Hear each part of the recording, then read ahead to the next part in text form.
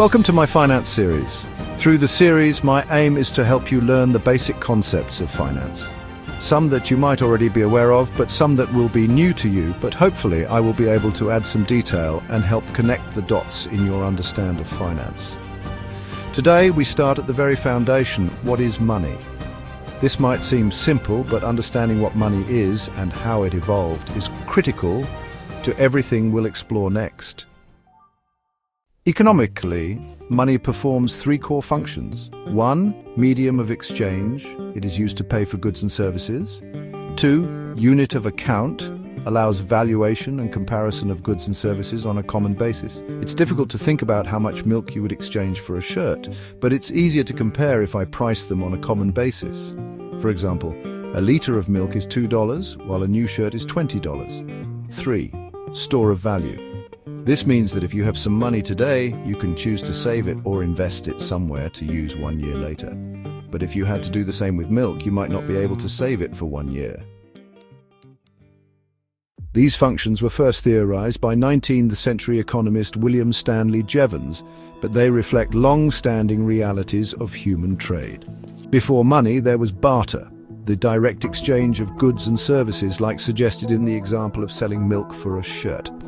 But barter had limitations. You needed a double coincidence of wants.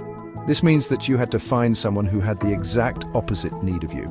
If you wanted to buy shoes but had only milk, you needed to find someone who had shoes to give but wanted milk in return. So early societies began using commodity money, items that had intrinsic value like salt, cattle, grains or cowrie shells. These evolved into precious metals like gold and silver, valued for durability and scarcity.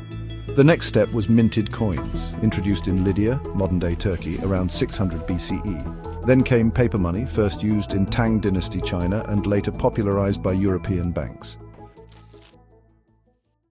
Modern money is mostly fiat money, government-issued and not backed by physical commodities. Instead, it's supported by trust in the economy and state. This is an important concept to understand, because to a degree this postulates that money in itself has no value, but the value is derived from the fact that everyone agrees that there is value in it.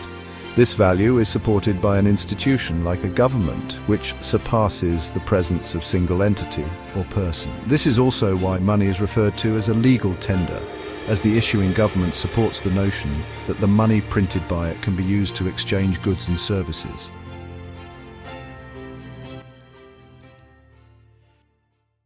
Today, most money is digital. We use debit cards, online banking, UPI, Venmo, etc. And newer forms like cryptocurrencies, such as Bitcoin, aim to decentralize and digitize money entirely, relying on blockchain technology rather than central banks. While cryptocurrency has grown in popularity and is seen as a store of value, its value is quite volatile. Moreover, it is not yet widely accepted as a unit of account or medium of exchange.